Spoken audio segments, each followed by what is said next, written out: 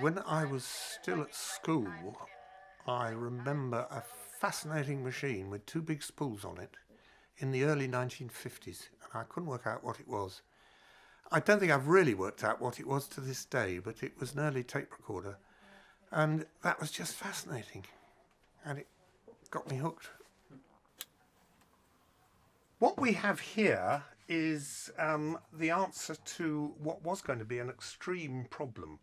I was asked to do a recording of a Mexican choir when they came over to England. Well, that was no problem at all. They came over to the barn here, we ran a recording session for them, and then I edited it up. I had the CDs processed over here, and we sent them over in time for Christmas. Then they were obviously happy, because they got back and they said, "How much would you charge to come and make a recording in Mexico?" Recording gear is big and heavy, but I have a very good friend. Geoff Osborne decided to construct the equipment for the occasion. The result is this mixer here, because at the time there weren't the small mixers which we do have today. So this really is way ahead of its time. Off we went, or off I went. Poor old Geoff had to stay over here. Off I went to Mexico, and we worked in the church over there for 3 nights, edited it, and the editing was done with sort of by email with the choir mistress, who was still, of course, over in Mexico. And the final CD looks like, if I can open it, looks like that. And there it is. And on the front, that is Popocatépetl. And I can even say that.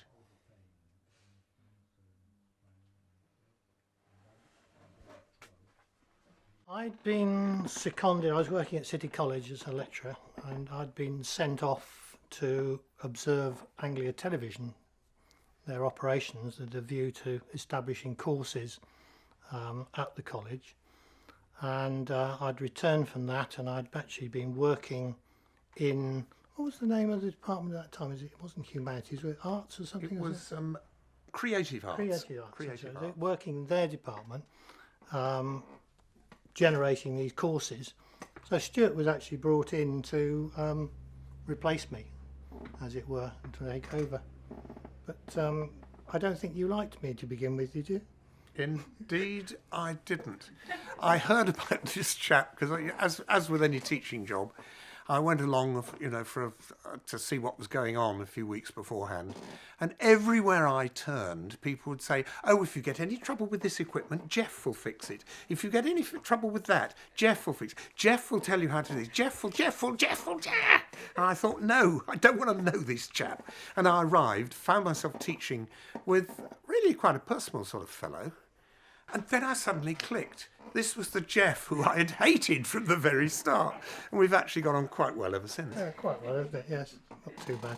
We got ourselves involved with the East Anglian Film Archive, and both of us became sort of part-time projectionists and presenters. And go round to village halls, to women's institutes, etc., showing films to small groups. And that's where we sort of got to know each other a little better. Anyway, threads in here like that. You've got a couple of sensors there. Through the gate. Here we've got the condensing lenses, very like any projector. And here, the actual lamp itself. That's the gate. In this case, it's the 35mm gate. We can actually use 16mm or Super 8. Here we've got what is equivalent to a camera, red, green, blue camera, which takes a picture of the film. It runs through like so. We check that everything is round the right places, yes.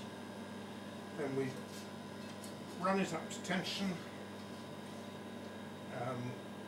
We press the setup button. And if everything is right, yes, everything is ready to go. So now we press the button to start. And you can see the speed with which things go through for 35mm. The picture up here, as you can see, needs to be a little brighter. We can adjust all of that down here. Also, it's not in rack, so it needs to go down a bit. So let's just pull it down. You can see it coming down. And here we are. Actually, we've overshot a bit, so take it up a bit. That's about right. It needs to be a bit brighter. There we go.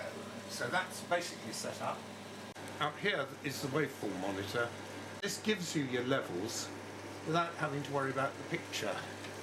So if we push it up too high, you can see the picture burns out, and this goes right up to the top, and you can tell straight away that things are not right. Take it down and you just lose it. At the black end, you can see again, if I adjust the black, that will adjust up and down, etc., etc. We picked her up in London on Centrepoint, wasn't it? On the 10th floor of Centrepoint. And as we were walking across the floor, I said to Stewart, well, what are we going to call her? She's got to be called something. And I just said something like Doris. And that's where it seems to have stuck. But it has gone round, hasn't it? Because we have Doris and we have Albrecht, who's the sound follower, and behind you over there we have Blodwyn, who only speaks in Welsh because she's from Wales. And we have the latest addition to the family here, who's Terry. So that's how we get named. And Terry because she's covered with a terraline towel, which is actually cotton, not terraline at all, but Terry seemed to fit. When I was teaching in a school over in Herefordshire, halfway up the Malvern Hills. I got enough space to start collecting bits and pieces, and I think it really started there.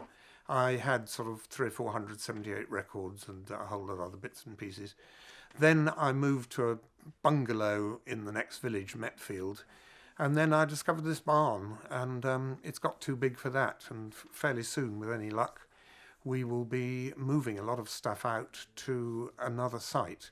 Unfortunately, I can't say too much about it yet, but watch this space. We're just trying to be a centre for transfer, aren't we? Yes, to keep and preserve the machinery and the techniques and the information which we managed to glean so that we can provide a service. And this has really come out of the fact that there is a collection here, and a lot of the bits and pieces in the collection do actually work. And, well, if they work, we might as well use them.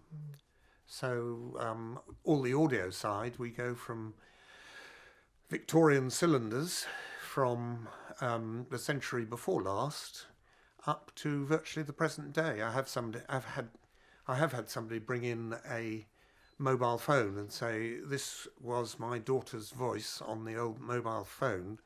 She was killed in a road accident a week or two back. Can you please preserve this before it's wiped out?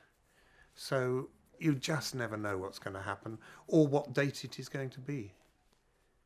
I think harking back to something you said earlier, you say yes to the question and then work out how to solve it later. And I think that's very much the philosophy of the business, isn't it?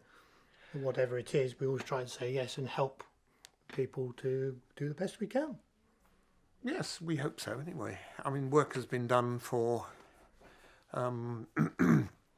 famous film producers, I'm not allowed to say who, through to somebody who brought in a tiny little bit of film, which was probably about 20 feet, if that, in length, which was grandfather's, a shot of grandfather at the end of the war doing his first solo flight. And so it obviously was shot by the RAF, and he took it away with him. And that took a long time to sort out, but we got there.